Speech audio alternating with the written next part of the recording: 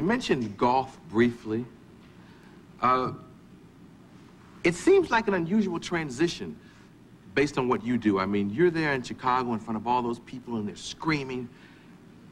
And when you leave that game, you want to go to a quiet game where the announcer has to whisper, Michael's approaching the 18th hole.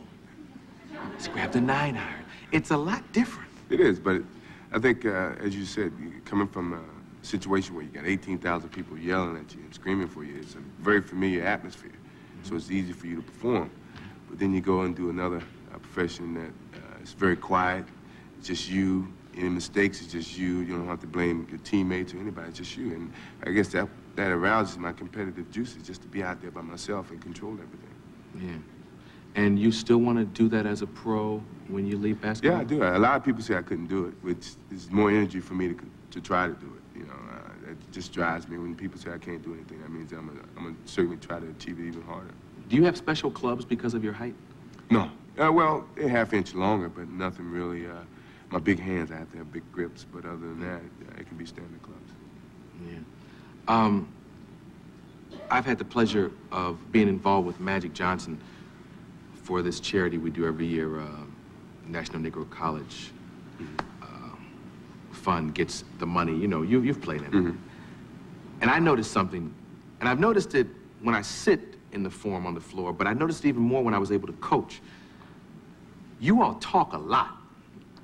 As a matter of fact, there were times when because I've always been on the other team, you've come past me, and you whispered to me, you said, watch what I do to your boy. This is the truth. This is a true story. This is a true story. And of course, this is a fun game to raise money so kids can go to college. But still, just the same, he walked past me, he came past me, he said, watch what I do to your boy. And he whispered to me, and he went down, and he did some way, he just did all kind of stuff, and you know, he took his temperature, and he changed his watch to date and everything, and then he slammed on somebody, and he came back by me and said, when you really play a game, are you all talking and intimidating each other? No, sometimes, if you know that individual, I mean, it's a very competitive thing. Nothing to try to get a fight started or to take him out of his game. I mean, Ron Harper's for one. Ron and I are very good friends, and we compete a lot, and we tend to talk a little bit when we play each other. And, yeah, we, pat each other on the tail and say, good shot, good play, this type of thing. But no derogatory stuff. I mean, except for maybe Lambeer. I mean, but everybody can understand that.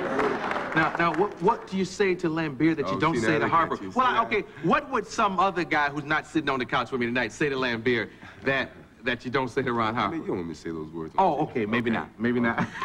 But it's in the form of that you didn't appreciate what he just did, and meet him outside or do this or do that. Yeah.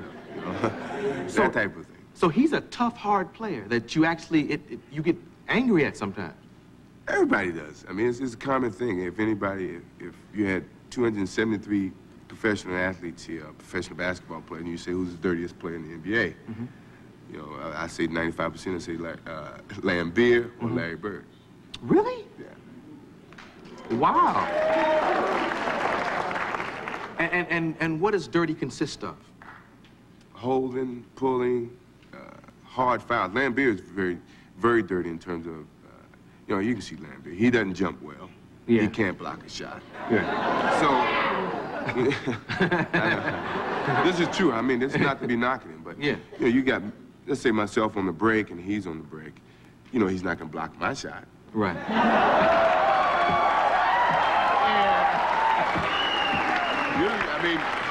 Do you really think he would? No. See, that's what I'm saying.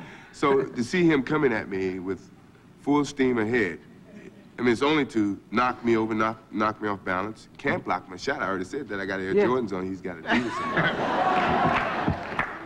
But I mean, that's the type of thing that he does, and people don't appreciate because we know he can't block shots. But Larry is good with, he can play you kind of slow, and then all of a sudden he'll grab your pants and then get open, get a layup, get a three-point play. That type of thing. That's smart. Yeah. I mean, that's not really cheap, but that's smart. So Larry Bird is a very bright ball player. Yeah, he's bright. Yeah. He overcomes a lot of the things, a lot of the natural ability things that he doesn't have. He may not be the quickest guy, he may not be able to jump, but he thinks very well. Do you have any rituals that you do Because somebody told me that you, now I don't know if this is true, but somebody told me you have rituals like you wear your old North Carolina shorts under your Bulls shorts or I something. wear them all the time. I got them on now. I wear Get them. out of here! And what do they do for you like in an interview situation?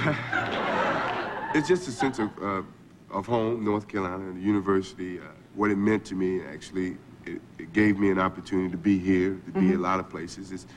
It unites me with home and the sake of being and That's remembering great, home. man. I wear them all the time. That's a great concept.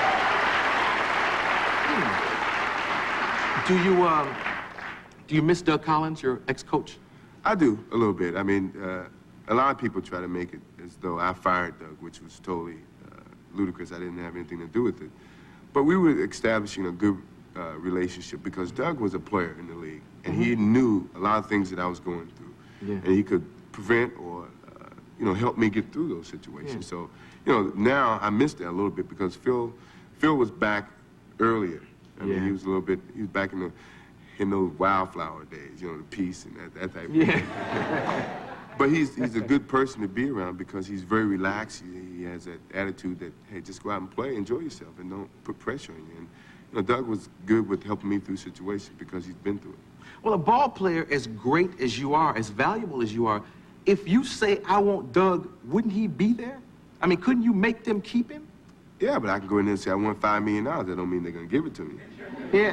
Yeah, okay. Which I do want $5 million, but they haven't given it to me. Yeah, I mean, this is a business. You find out this is a business. And, I wouldn't want to do that. I don't think I want anybody to do that to me. So I find myself very hesitant to do certain You just things. play the game. I just play it, and I don't want to take the fun away from the game. I still like to play the game as I played it when I was a kid. How's married life? I can't complain. I mean, it was a big move for me, and I'm very happy I did it. It really put some stability in my life. Yeah. Well, congratulations on everything in your life, man. God has truly blessed you. Appreciate it. Michael Air Jordan. We'll be back with Geraldo.